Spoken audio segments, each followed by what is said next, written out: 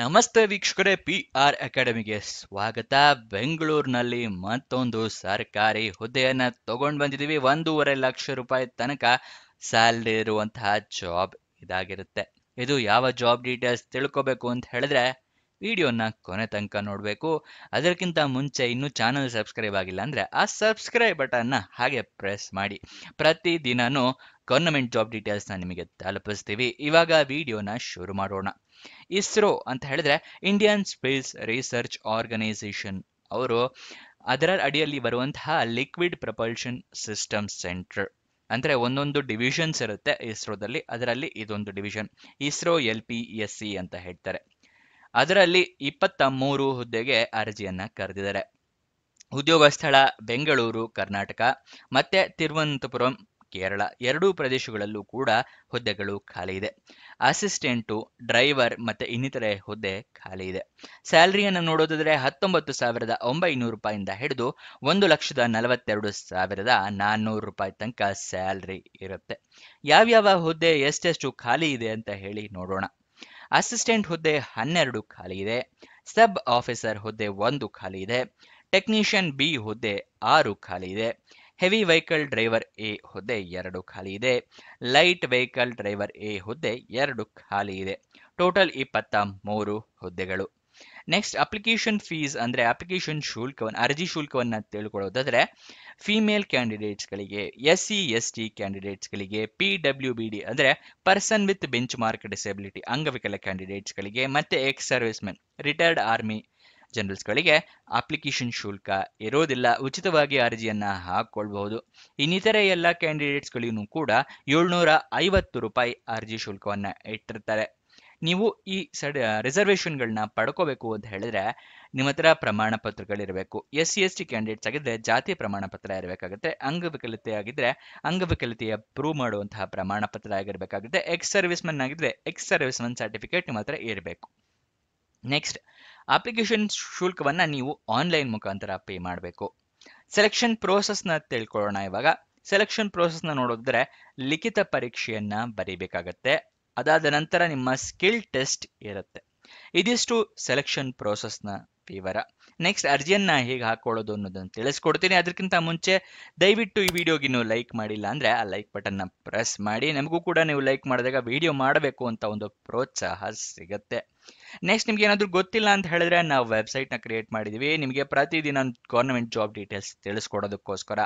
ಈ ವೆಬ್ಸೈಟ್ನ ಅಡ್ರೆಸ್ ಹೇಳ್ತಾ ಇದ್ದೀನಿ, prgovernmentjobs.com, prgovtjobs.com. ಇದರ ಲಿಂಕು ಡಿಸ್ಕ್ರಿಪ್ಷನ್ ಮತ್ತೆ ಕಮೆಂಟ್ ಬಾಕ್ಸ್ ನಲ್ಲಿ ಇದೆ. ಪ್ರತಿದಿನ ಹಲವಾರು ಜಾಬ್ ಡೀಟೇಲ್ಸ್ ಅಪ್ಲೋಡ್ ಮಾಡ್ತಾ ಇರ್ತೀವಿ. ಅಲ್ಲಿಂದ ಕ್ಲಿಕ್ ಮಾಡಿ ಪ್ರತಿದಿನ ಜಾಬ್ ಡೀಟೇಲ್ಸ್ ನ ಚೆಕ್ ಮಾಡ್ಕೊಳ್ಳಿ. ಇದರಲ್ಲಿ Karnataka government job, central government, 10th pass, 12th pass, degree jobs, ಈ ತರ ಹಲವಾರು ಜಾಬ್ಸ್ಗಳು ನಿಮಗೆ ಸಿಗತ್ತೆ. ಮತ್ತೆ ಇದರ ಜಾಬ್ ಡೀಟೇಲ್ಸ್ ನಲ್ಲಿ ಅಪ್ಲೋಡ್ ಆಗಿದ ತಕ್ಷಣ ನಿಮಗೆ ಹೇಗೆ ಗೊತ್ತಾಗುತ್ತೆ ಯಾವ್ಯಾವ ಜಾಬ್ ಡೀಟೇಲ್ಸ್ ಅಪ್ಲೋಡ್ ಆಗಿದೆ, ಯಾವ್ಯಾವುದು ಅಂತ ಎಲ್ಲ ಹೇಗೆ ಡೀಟೇಲ್ಸ್ ನಿಮಗೆ ಪ್ರತಿದಿನ ಗೊತ್ತಾಗತ್ತೆ ಅಂತ ಹೇಳಿದ್ರೆ ಅದಕ್ಕೋಸ್ಕರ ನೀವು ವಾಟ್ಸಪ್ ಮತ್ತೆ ಟೆಲಿಗ್ರಾಮ್ ಚಾನೆಲ್ನ ಫಾಲೋ ಮಾಡ್ಕೋಬೇಕು.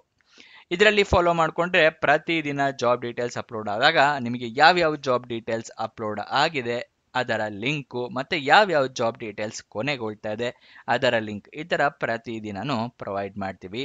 ಅದಕ್ಕೋಸ್ಕರ ವಾಟ್ಸಪ್ ಮತ್ತು ಟೆಲಿಗ್ರಾಮ್ ಜಾಯ್ನ್ ಆಗಿ. ವಾಟ್ಸಪ್ ಮತ್ತು ಟೆಲಿಗ್ರಾಮ್ ಚಾನೆಲ್ನ ಲಿಂಕ್ ಡಿಸ್ಕ್ರಿಪ್ಷನಲ್ಲಿ ಕೊಟ್ಟಿದ್ದೀವಿ. ಇಲ್ಲ ಅಂತ ಹೇಳಿದ್ರೆ ಈ ವೆಬ್ಸೈಟ್ನಲ್ಲೂ ಕೂಡ ಈ ರೀತಿ ಬಟನ್ಸ್ಗಳಿದೆ, ಇಲ್ಲಿಂದ ಕ್ಲಿಕ್ ಮಾಡಿ ಕೂಡ ನೀವು ಜಾಯಿನ್ ಆಗಬಹುದು. ನೆಕ್ಸ್ಟ್ ಇವಾಗ ಜಾಬ್ ಡೀಟೇಲ್ಸ್ನ ಮುಂದುವರ್ಸೋಣ. ಅರ್ಜಿಯನ್ನ ಹೇಗೆ ಹಾಕೊಳ್ಬೇಕು ಅಂತ ಹೇಳಿದ್ರೆ ಆನ್ಲೈನ್ ಮೂಲಕ ನೀವು ಅರ್ಜಿಯನ್ನ ಹಾಕೊಳ್ಬೇಕಾಗುತ್ತೆ. ಆನ್ಲೈನ್ ಅರ್ಜಿ ಹಾಕೊಳ್ಳೋಕ್ಕೂ ಮುಂಚೆ ನೋಟಿಫಿಕೇಶನ್ನ ಓದ್ಕೊಳ್ಳಿ, ಏನೇನು ಎಲಿಜಿಬಿಲಿಟಿ ಕ್ರೈಟೀರಿಯಾ ಇದೆ ಅಂತ ತಿಳ್ಕೊಳ್ಳಿ. ನೆಕ್ಸ್ಟ್ ಆನ್ಲೈನ್ ಅರ್ಜಿಯಲ್ಲಿ ಹಾಕೊಳ್ಳೋದಕ್ಕೂ ಮುಂಚೆ ಏನೇನು ರೆಡಿ ಇಟ್ಕೋಬೇಕು ಅಂತ ಹೇಳ್ತಾ ಇದ್ದೀನಿ. Email ID, mobile number correct ಆಗಿರೋದನ್ನ ಬರೆದಿಟ್ಕೊಳ್ಳಿ. ರಿಕ್ವೈರ್ಡ್ ಡಾಕ್ಯುಮೆಂಟ್ಸ್ ಏನೇನು ಬೇಕು ಅಂತ ಹೇಳ್ತಾ ಇದ್ದೀನಿ. ID ಪ್ರೂಫ್ಗೆ ಆಧಾರ್ ಕಾರ್ಡ್, ವೋಟರ್ ID ಅಥವಾ ಪಾನ್ ಕಾರ್ಡ್. ಎಜುಕೇಷನ್ ಕ್ವಾಲಿಫಿಕೇಶನ್ಗೆ ಮಾರ್ಕ್ಸ್ ಕಾರ್ಡ್ ಅಥವಾ certificates, passport size photo, resume, experience ಇದ್ರೆ experience certificate. Next online application ಹಾಕೋಕ್ಕೂ ಮುಂಚೆ ಎಲ್ಲ ಡಾಕ್ಯುಮೆಂಟ್ಸ್ ರೆಡಿ ಇಟ್ಕೊಳ್ಳಿ ಎಂದೆ, ಆದರೆ ಎಲ್ಲ ಡಾಕ್ಯುಮೆಂಟ್ಸ್ದು ಸ್ಕ್ಯಾನಡ್ ಕಾಪೀಸ್ ಬೇಕಾಗುತ್ತೆ. ಮೊಬೈಲ್ನಲ್ಲೇ ಅರ್ಜಿಯನ್ನು ಹಾಕ್ತೀರಾ ಅಂತ ಹೇಳಿದ್ರೆ ಫೋಟೋ ತೊಗೊಂಡು ಇಟ್ಕೊಳ್ಳಿ, ಎಲ್ಲ ಡೀಟೇಲ್ಸ್ ಕರೆಕ್ಟಾಗಿ ಕಾಣಬೇಕು ಫೋಟೋದಲ್ಲಿ. ನೆಕ್ಸ್ಟ್ ಅಪ್ಲಿಕೇಶನ್ ಫೀಸ್ನ ನೀವು ನಿಮ್ಮ ಕೆಟಗರಿಯ ಪ್ರಕಾರ ಪೇ ಮಾಡಿ.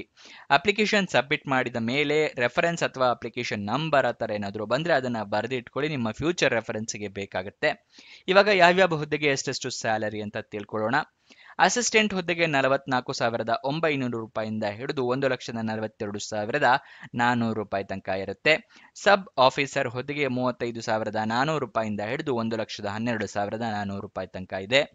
ಟೆಕ್ನಿಷಿಯನ್ ಬಿ ಹುದ್ದೆಗೆ 21,700 ರೂಪಾಯಿಂದ ಹಿಡಿದು 69,100 ರೂಪಾಯಿಗಳ ತನಕ ಇರುತ್ತೆ.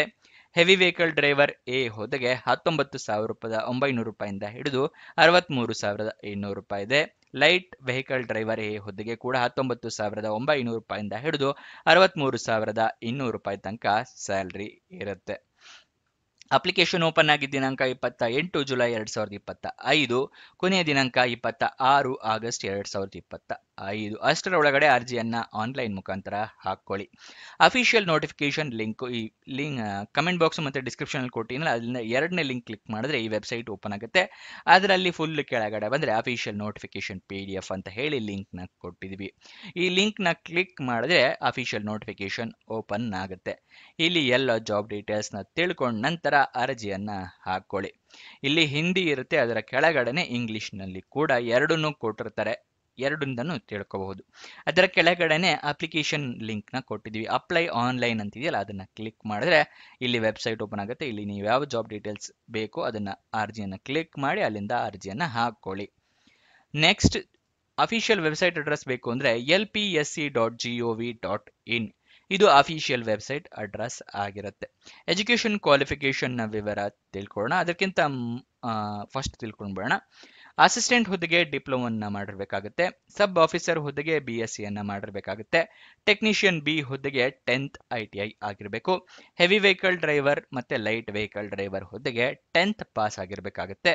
ಮತ್ತೆ ನಿಮ್ಮ ಹತ್ರ ಲೈಸೆನ್ಸ್ ಇರಬೇಕಾಗುತ್ತೆ, ಡ್ರೈವಿಂಗ್ ಲೈಸೆನ್ಸ್. ಅದು ಹೆವಿ ವೆಹಿಕಲ್ ಡ್ರೈವರ್ಗೆ ಅರ್ಜಿಯನ್ನ ಹಾಕ್ತೀರಾ ಅಂದ್ರೆ ಹೆವಿ ವೆಹಿಕಲ್ ಡ್ರೈವರ್ ಲೈಸೆನ್ಸ್ ಇರಬೇಕಾಗುತ್ತೆ. ಲೈಟ್ ವೆಹಿಕಲ್ ಡ್ರೈವರ್ ಹುದ್ದೆಗೆ ಹಾಕ್ತಾ ಇದ್ದೀರಾ ಅಂದ್ರೆ ಲೈಟ್ ವೆಹಿಕಲ್ ಡ್ರೈವರ್ ಹುದ್ದೆಗೆ ನಿಮ್ಮ ಹತ್ರ ಲೈಸೆನ್ಸ್ ಇರಬೇಕು. ವಯೋಮಿತಿಯನ್ನ ನೋಡೋದಾದ್ರೆ ಮಿನಿಮಮ್ 18 ವರ್ಷ, ಮ್ಯಾಕ್ಸಿಮಮ್ 35 ವರ್ಷ. 18ರಿಂದ 35 ವರ್ಷ ವಯೋಮಿತಿ. ನೆಕ್ಸ್ಟ್ ವಯೋಮಿತಿಯ ಸಡಿಲಿಕೆಯನ್ನ ಕೊಟ್ಟಿದ್ದಾರೆ. SC/ST ಕ್ಯಾಂಡಿಡೇಟ್ಸ್ಗಳಿಗೆ 5 ವರ್ಷದ ಸಡಿಲಿಕೆ, OBC ಕ್ಯಾಂಡಿಡೇಟ್ಸ್ಗಳಿಗೆ 3 ವರ್ಷದ ಸಡಿಲಿಕೆ ಇದೆ. ಇದು ಸಡಿಲಿಕೆಯನ್ನ ಪಡ್ಕೋಬೇಕು ಅಂದ್ರೂ ಕೂಡ ನಿಮ್ಮ ಹತ್ರ ಪ್ರಮಾಣ ಪತ್ರಗಳು ಇರಬೇಕಾಗುತ್ತೆ. ಇದಿಷ್ಟು ಜಾಬ್ನ ವಿವರ. ಏನಾದರೂ ಡೌಟ್ಸ್ ಅಥವಾ ಕ್ವಶನ್ಸ್ ಇದೆ ಅಂತ ಹೇಳಿದ್ರೆ ಕಮೆಂಟ್ ಬಾಕ್ಸ್ನಲ್ಲಿ ಕಮೆಂಟ್ ಮಾಡಿ, ನಾವು ಉತ್ತರ ಕೊಡೋದಕ್ಕೆ ಪ್ರಯತ್ನ ಮಾಡ್ತೀವಿ. ಇನ್ನೊಂದು ಜಾಬ್ ವಿಡಿಯೋ ಜೊತೆ ಸಿಗೋಣ. ಬಾಯ್ ಬಾಯ್.